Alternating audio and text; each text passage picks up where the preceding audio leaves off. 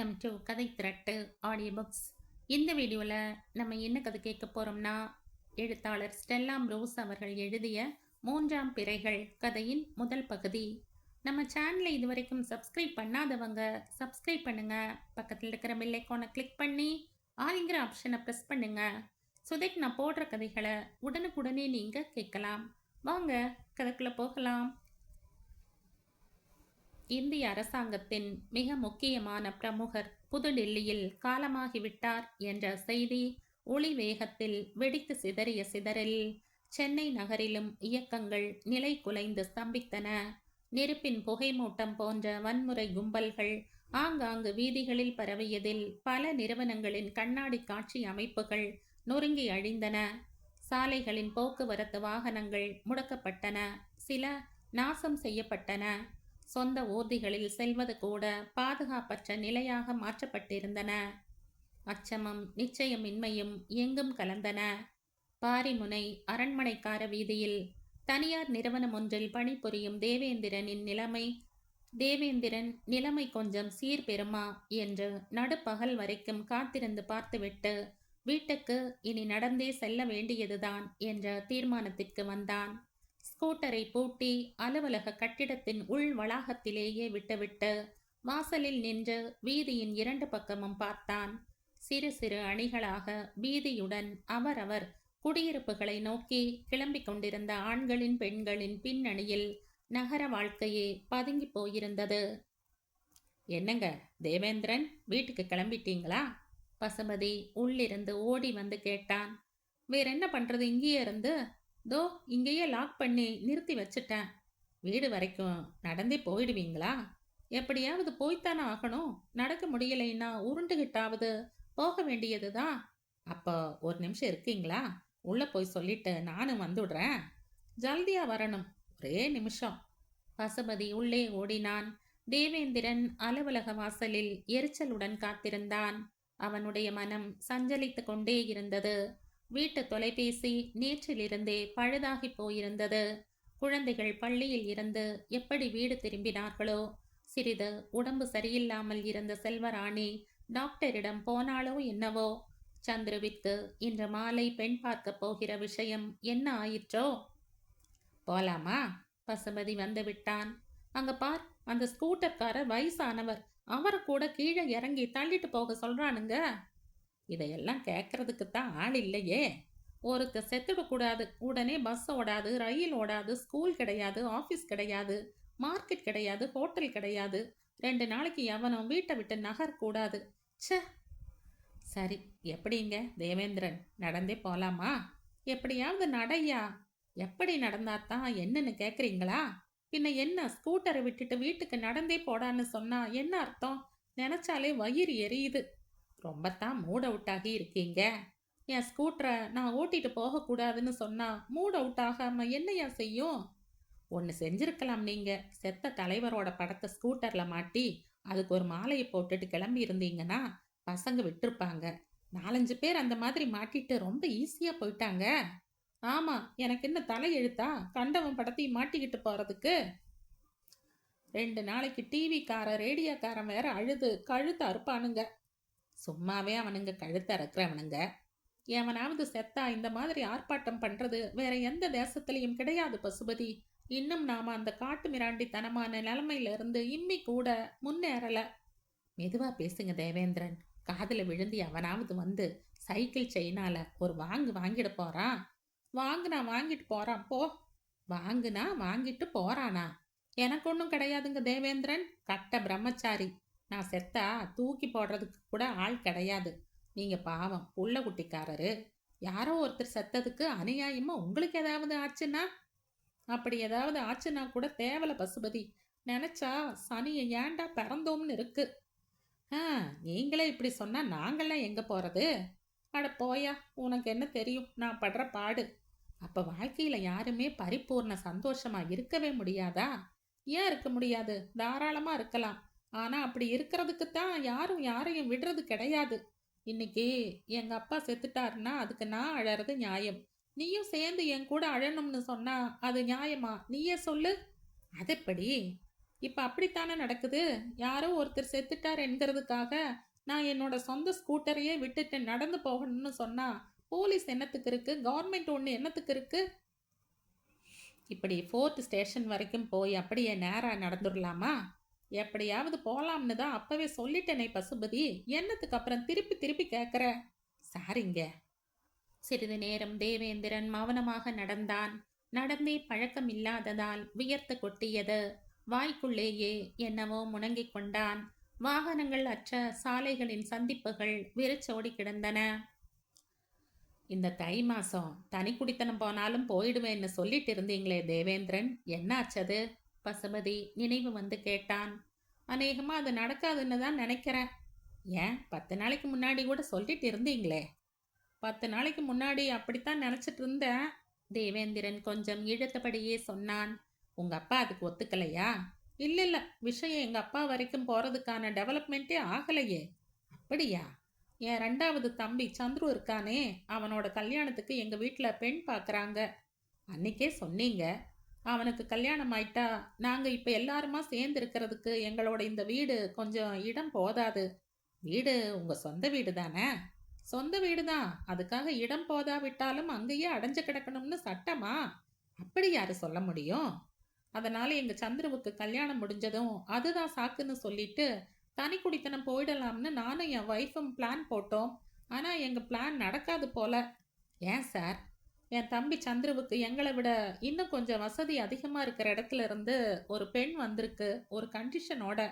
என்ன கண்டிஷன்? அந்த பெண்ணை பிடிச்சு கல்யாணத்துக்கு சம்மதம்னா என் தம்பி அவங்க வீட்டோட மாப்பிள்ளையா இருக்கிறதுக்கு முதல்ல நாங்க சம்மதிக்கணுமாம். அதுக்கு சம்மதம் இருந்தா தான் பெண் பார்க்கவே வரணுமாம். அப்புறம் என்ன ஆச்சு? இந்த கண்டிஷனுக்கு எங்க அப்பா ஒரு நாளும் ஒத்துக்க மாட்டார்னு தான் நினைச்சோம். அதானே, பயங்கரமான ஆளாச்சே உங்க அப்பா. அவரும் முதல்ல இந்த சம்மதம் எல்லாம் நமக்கு சரிப்படாதுன்னு ஒரே வார்த்தையில சொல்லிட்டார். திடீர்னு என்ன நினைச்சாரோ ஒரு வாரம் யோசிச்சு பார்த்துட்டு மனுஷன் சரின்னு சொல்லி பல்ட்டி அடிச்சிட்டாரு. ஆச்சரியமா இருக்கு சார். எரிச்சலா இருக்கு எனக்கு. என்னவோ இவரே அந்த வீட்டோட மாப்பிள்ளையா போக போறாப்புல தான் பல்ல காட்டி காட்டி பேசிட்டு இருக்காரு. அப்படி ஒரு வீட்டோட மாப்பிள்ளையா போயிருக்கிறதுக்கு உங்க தம்பியும் சம்மதிச்சிட்டாரா? ஒன்று சொல்கிறேன் பசுபதி, எங்கள் வீட்டில் ஒரு விஷயத்தை பற்றி எங்கள் அப்பா ஒரு அபிப்பிராயம் சொல்லியாச்சுன்னா அதுக்கு அப்பீலே கிடையாது. இல்லையே, வாழ போகிறது உங்கள் தம்பியாச்சே. நீ ஒன்று விஷயம் புரியாத ஆளாக இருக்க. பெரிய பணக்காரனோட வீட்டுக்கு வீட்டோட மாப்பிள்ளையா போய் இருக்கிறதுக்கு கசக்குமாக்கும். எனக்கும் அப்படி ஒரு சான்ஸ் அந்த காலத்தில் வந்திருந்தா நானும் தான் சரின்னு சொல்லியிருப்பேன். அந்த பொண்ணை போய் பார்த்துட்டு வந்துட்டாங்களா? இன்னைக்கு ஈவினிங் 4 மணிக்கு அந்த பொண்ணை போய் பார்க்குறதா பிளான். இந்த நிலமையில போய் பார்ப்பாங்களோ இல்லையோ தெரியல.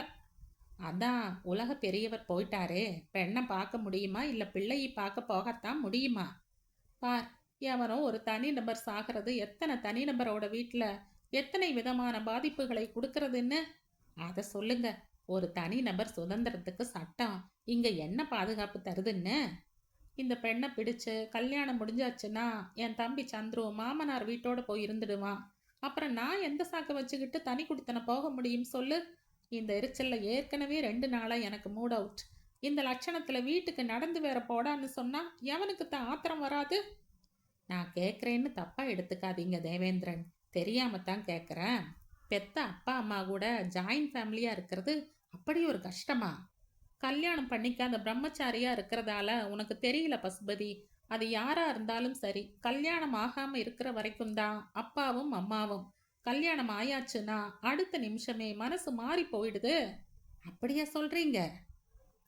இந்த அம்மாக்களையாவது ஒரு வகையில சேர்த்துக்கலாம். ஆனா அப்பாக்கள் இருக்கானுங்களே, அவனுங்களை எந்த வகையிலும் சேர்த்துக்க முடியாது.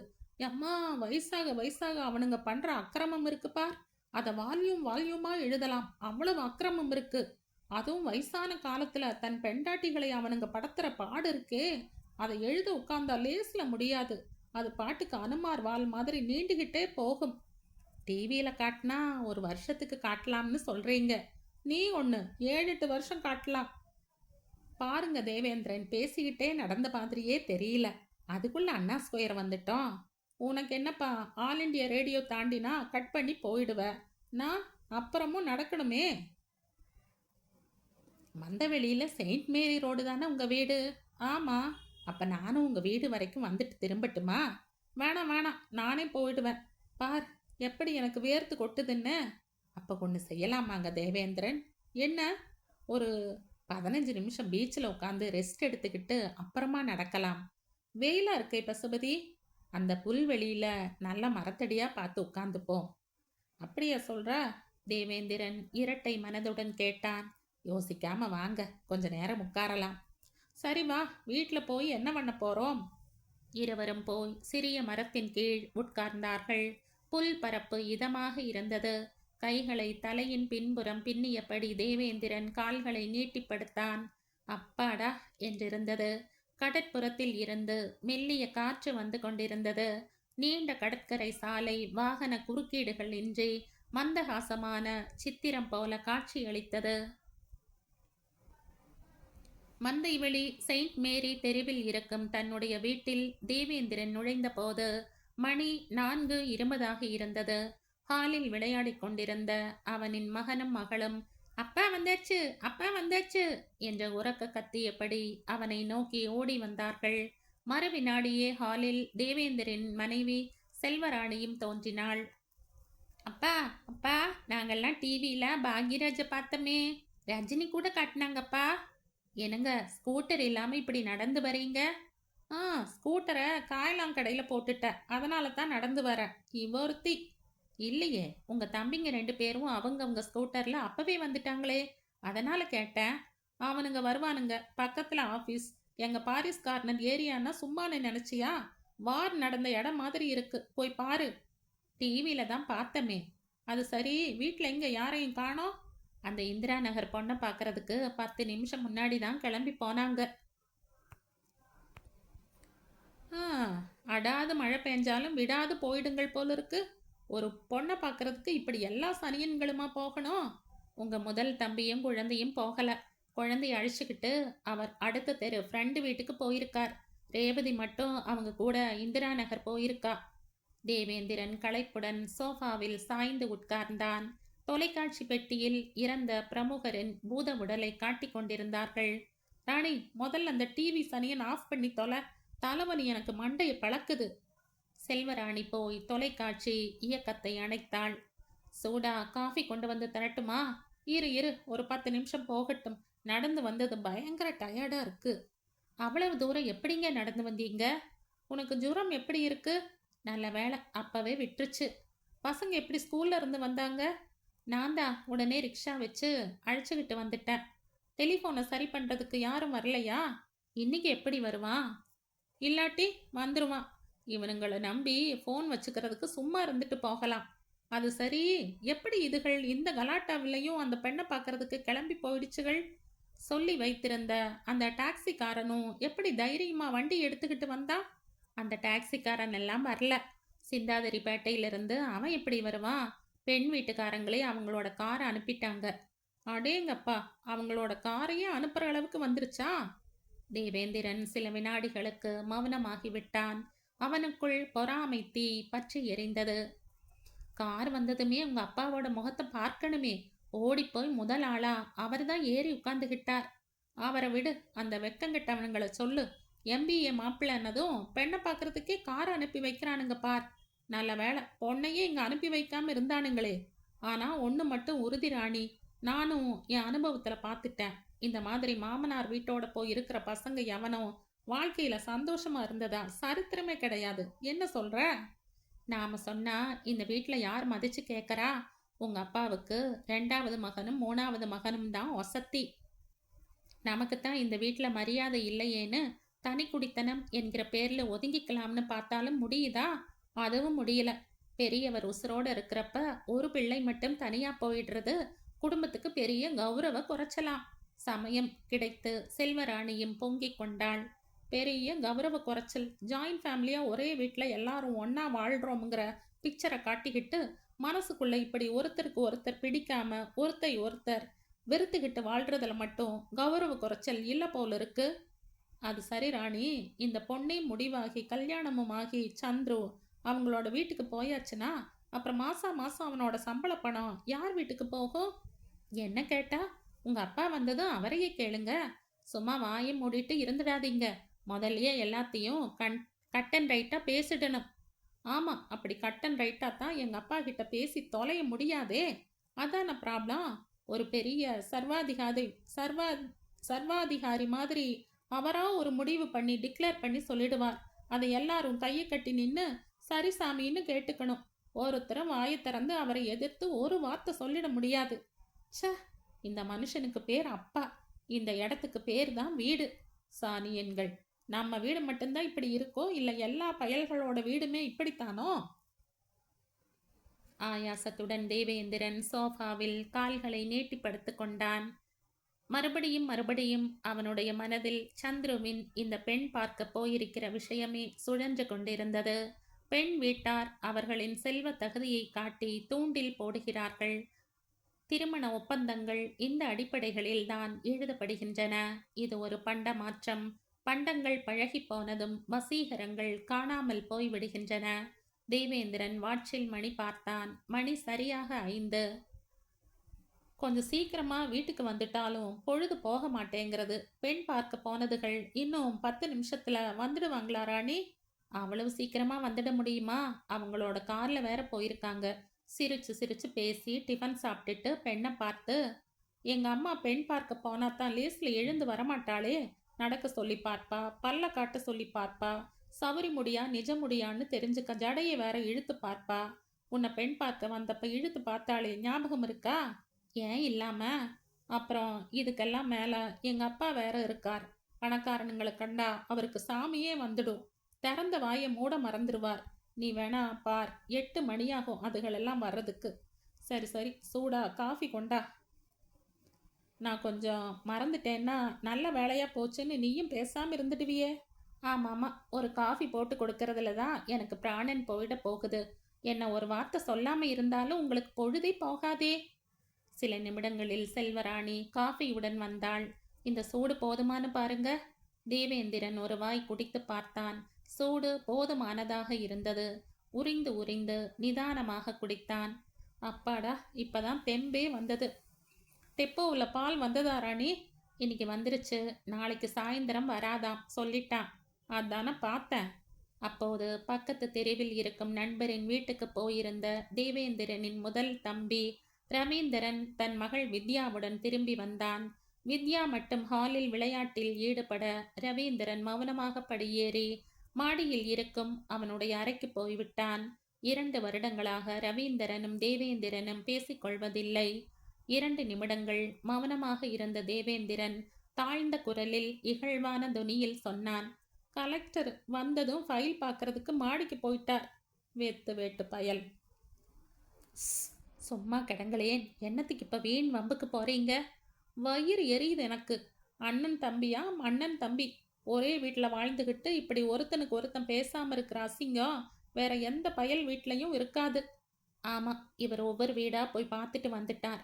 அண்ணன் தம்பிங்க லட்சணம் எல்லா வீட்லையும் இப்படித்தான் இருக்கு. நம்ம வீட்டில் மாதிரி எவன் வீட்லையும் இருக்காது. அப்ப யார்கிட்டயாவது போய் சொல்லி இதை கின்னஸ் புஸ்தகத்துல போட சொல்லுங்க. உனக்கு கிண்டலா இருக்கு? மனசுக்குள்ள நான் எவ்வளவு வேதனைப்பட்டு இருக்கேன்னு உனக்கு எங்க தெரிய போகுது? தெரியாம நான் ஒன்றும் பேசல. நீங்க சும்மா இதுல வேதனைப்பட்டு ஆக போறது எதுவும் கிடையாது. அதனால தான் சொன்னேன், பேசாம கிடங்கன்னு. பேசாம இருந்தா சாகிற வரைக்கும் பேசாமலேயே இருந்துட வேண்டியதுதான். ஒன்றும் ஆக முடியாத விஷயத்துக்கு போய் வீணா பேசி பேசி ஏன் தொண்டை தண்ணியை வத்தடிச்சுக்கணும்? அப்ப நாம தனி குடித்தனம் போறது என்கிறதும் இந்த ஜென்மத்துல இல்ல, அப்படித்தானே? தேவேந்திரன் விரக்தியுடன் கேட்டான். என்ன கேட்டா? தைரியம் இருந்தா உங்க அப்பாவை போய் கேளுங்க. அப்போது அவர்களின் வீட்டு வாசல் எதிரில் கருப்பு நிற அம்பாசிடர் கார் வந்து நின்றது. பெண் பார்க்க போன கோஷ்டி வந்துருச்சு பார் என்று மெல்லிய குரலில் முணுமுணுத்த தேவேந்திரன் அவசரமாக சோஃபாவில் இருந்து எழுந்து அவனுடைய அறைக்குள் ஓடி போய் படுத்து கொண்டான். அத்தனை எரிச்சல். தேவேந்திரன் கட்டிலில் படுத்து போர்வையை வேறு கழுத்து வரை இழுத்து போர்த்தி கொண்டான். கண்களை விரிய திறந்தபடி அறைக்கு வெளியில் ஒலிக்கும் மரவங்களையும் குரல்களையும் உன்னிப்புடன் செவிமடுத்து கொண்டிருந்தான். கார் கிளம்பி செல்லும் சப்தம் கேட்டது. அண்ணா இன்னும் வரலையா அண்ணி? ஹாலில் சந்திருவின் குரல் தான் முதலில் கேட்டது. வந்துட்டாரே, நீங்கள்லாம் போன 10வது நிமிஷமே வந்துட்டார். ஸ்கூட்டர்ல ஆபீஸ்லயே விட்டுட்டு பாவம் நடந்தே வந்திருக்கார். அதான் களைச்சு போய் நல்லா தூங்குறார். எழுப்பி விடவா? வேணாம் வேணாம், தூங்கட்டும். செல்வராணி, தேவேந்திரன் அப்பா மகாலிங்கத்தின் குரல் கேட்டது. ரவீந்திர எங்கம்மா? அதான கிழமை என்னைக்காவது நான் எங்கன்னு கவலையோட கேட்டிருப்பானா? தேவேந்திரன் கோபத்தில் பற்களை கடித்து கொண்டான். மாடியில் இருக்கார் போல இருக்கு மாமா. ரேவதி விஷயத்தையெல்லாம் நீ போய் அவங்கிட்ட சொல்லிடுமா. தேவேந்திரன் தூங்குறானாம். நானும் கொஞ்ச நேரம் சாஞ்சுக்கிறேன். தலை சுத்துற மாதிரி இருக்கு. மகாலிங்கம் அயர்வுடன் அவருடைய கேந்திர ஸ்தானமான ஈசி சேரில் போய் ராமா என்று சாய்ந்து கொண்டார். சந்துரு அவனுடைய அறைக்கு போய்விட்டான். ரேவதி தன் புருஷனை தேடி வேகமாக படியேறி மாடிக்கு போனாள். ராணி, என்னங்கத்த? எனக்கு குடிக்கிறதுக்கு கொஞ்சம் தண்ணியும் ஒரு தலகாணியும் எடுத்துட்டு வா. ஜுரங்கிரம் வரப்போகுதோ என்னவோ, உடம்பெல்லாம் அப்படி வலிச்சு தொலையுது. செல்வராணி மாமியாருக்கு டம்ளரில் தண்ணீர் கொண்டு வந்து கொடுத்தாள். பின் ஒரு தலையணையையும் எடுத்து வந்து கொடுத்தாள். தேவேந்திரனின் அம்மா தண்ணீரை வாங்கி குடித்து திருப்தியுடன் ஏப்பம் விட்டாள். எப்பா, சாப்பிட்டதெல்லாம் அப்படியே நெஞ்சு கூட்டுக்குள்ளேயே நிற்கிது. எத்தனை ஐட்டம், ஒன்னா ரெண்டா? அத்தனையையும் சாப்பிடு சாப்பிடுன்னு சொன்னா யாரால சாப்பிட முடியும்? இத்தனைக்கும் எல்லாம் நெய்யில செஞ்சது. அந்த அம்மாள் இதையெல்லாம் செல்வராணியிடம் நேரடியாக சொல்லாமல் தனக்குத்தானே பேசிக்கொள்கிற பாவனை செய்து கொண்டாலும் கூட இத்தனையையும் அவள் தெரிவிப்பது அவளின் மூத்த மருமகள் செல்வராணியிடம்தான். உடனே ஈசி சேரில் சாய்ந்து கிடந்த மகாலிங்கம் எழுந்து உட்கார்ந்து சொன்னார். ஆமா, இவங்க போடுற சாப்பாட்டை பார்த்தா கல்யாணமான 4 மாசத்துல நம்ம சந்துரு பெரிய பஞ்சு மூட்டை அளவுக்கு குண்டடிச்சிடுவான் போல இருக்கே.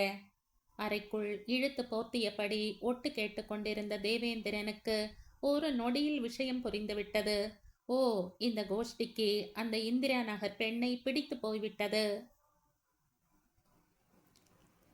சாந்தோம் நெடுஞ்சாலையில் கடல் வெளியை பார்த்து கட்டப்பட்டிருந்த நீல வர்ண வீட்டின் முன்புற மல்லிகை பந்தலின் கீழ் நின்று சந்துரு தணிந்த ஒலியில் குரல் கொடுத்தான்.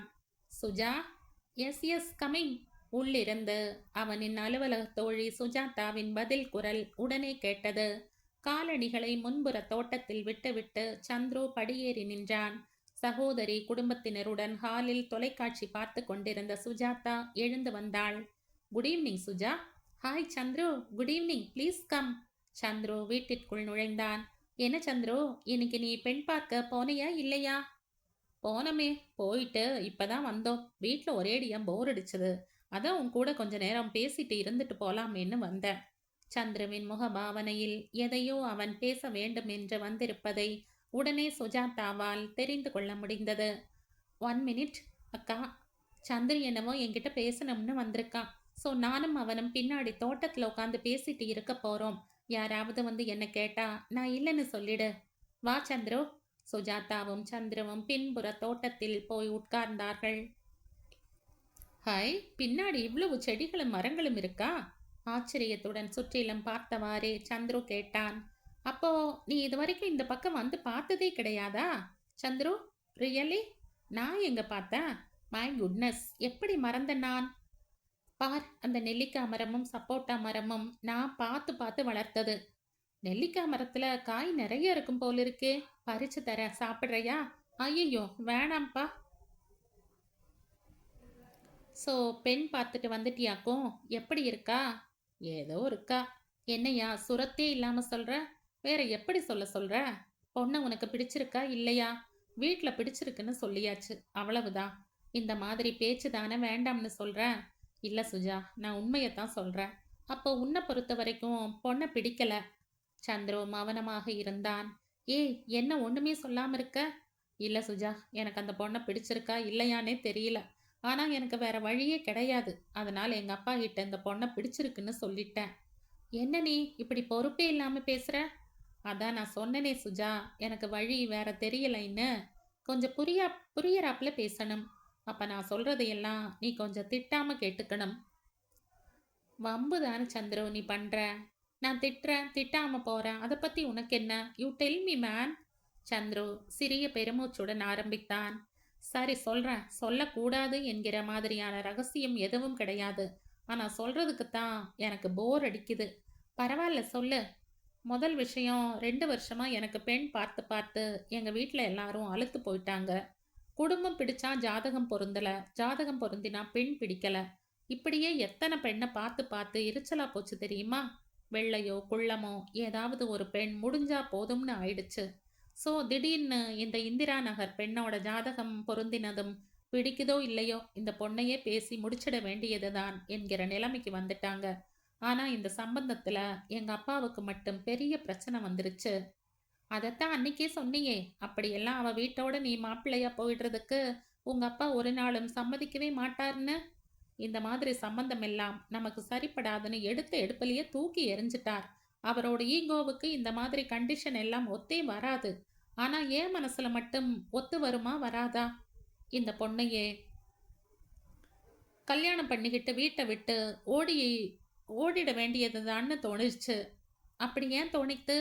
உனக்கு தெரியாது சுஜா, எங்க அப்பாவோட வாழறதுக்கு மேலான இம்சை வேற எதுவும் இருக்காது. அவ்வளவு பயங்கரமான ஆள். பாரு, இத்தனை வயசாச்சு, இன்னும் அந்த தான் என்கிற திமிர் துளி கூட போகல. ஒரு வார்த்தை அவரை எதிர்த்து யாரா இருந்தாலும் பேசிட முடியாது, பேசவும் கூடாது. மனுஷ கண்ணை உருட்டி உருட்டியே நம்ம கழுத்தை அறுத்துடுவார் அறுத்து. அது சரி, இந்த சம்பந்தம் வேண்டாம்னு சொன்னாரே, அப்புறம் எப்படி சரின்னு சொன்னார்? ஒரு வாரம் உட்கார்ந்து எல்லா கணக்கையும் போட்டு பார்த்துருக்கார். இந்த சம்பந்தத்தில் இருக்கிற மற்ற ப்ளஸ் பாயிண்ட் எங்கள் அப்பாவை ரொம்பவும் இம்ப்ரெஸ் பண்ணிடுச்சு. ப்ளஸ் பாயிண்ட் மீன்ஸ் அந்த மிஸ்டர் பெருமாள் சாமிக்கு இன்னைக்கு நீ போய் போய் பார்த்துட்டு வந்திருக்கும் பொண்ணோட அப்பாவுக்கு, எஸ், அவருக்கு ரெண்டே பொண்ணுங்க தான். நான் போய் பார்த்துட்டு வந்தது அவரோட பெரிய பொண். ஆம்பளை பசங்க கிடையாது அவருக்கு. அது மட்டும் இல்லாமல் அந்த பெருமாள் சாமி இருக்காரே, அவர் ஒரு ஹார்ட் பேஷண்ட். மை காட், அதெல்லாம் கூடவா ப்ளஸ் பாயிண்ட்? நோ நோ, நீ ஏன் உங்கள் அப்பா பற்றி நிறைய கற்பனை பண்ணிக்கிறேன்னு நினைக்கிறேன். நோ நோ, எனக்கு தெரியும் எங்கள் அப்பாவை பற்றி. பை ஹார்ட் ராட்சசன் அவர். பெருமாள் சாமிக்கு வாடகை மட்டும் மாதம் 8000 ரூபாய் வருது. இதிலிருந்து அந்த சொத்துக்களோட மதிப்பு எவ்வளவு இருக்கும்னு நீயா கணக்கு போட்டு பார்த்துக்க. அதுக்கு மேலே அங்கங்கே நிறைய டெபாசிட்ஸ் வேற இருக்கு. ஆண் வாரிசு கிடையாது. 3 வருஷத்துக்கு முன்னாடி ஏற்கனவே ஒரு தடவை அட்டாக் வந்தவர் பெருமாள் சாமி. இந்த ப்ளஸ் பாயிண்ட்ஸ் அத்தனையும் கால்குலேட்டர் வச்சு கணக்கு போட்டு போட்டு பார்த்துருக்கார். அவ்வளவுதான். ரைட்னு டபுள் விசில் கொடுத்து உடனே பெண் பார்க்க வரோம்னு தகவல் கொடுத்துட்டார். ஆட சரிதான் போ. இந்த கல்யாணத்தில் கிடைக்கிற பணம் அந்தஸ்து எல்லாத்தையும் நீதான் அனுபவிக்க போற. அப்படி இல்லை சுஜா, இந்த பெருமாள் சாமிக்கு திடீர்னு எதிர்பாராம ஏதாவது ஆச்சுன்னா எங்க அப்பா அவரோட ஈசி சேரை தூக்கிக்கிட்டு உடனே இந்திரா நகர் வந்துடுவார். இருக்கலாம் சந்துரு. எப்படி இந்த சம்பந்தத்துல உங்க அப்பாவுக்கு சில பிளஸ் பாயிண்ட்ஸ் இருக்கோ அதே போல உனக்கும் ஒரு பிளஸ் பாயிண்ட் இருக்கு, அவ்வளவுதானே? அதை நான் இல்லைன்னு சொல்லலையே. எனக்கும் எங்க அப்பா கிட்ட இருந்து இப்போதைக்கு தப்பிக்கிறதுக்கு இந்த அலையன்ஸை விட்டா வேற சான்ஸ் கிடையாது. ஸோ எப்படி அவர் ஒரு ஃபார்மாலிட்டிக்காக பெண்ணை பார்க்கறதுக்காக கிளம்பினாரோ அதே போல நீயும் ஒரு ஃபார்மாலிட்டிக்காக பெண்ணை பார்க்கறதுக்கு கிளம்பிட்ட. பொண்ணை பிடிச்சாலும் சரி சொல்லிட வேண்டியதுதான்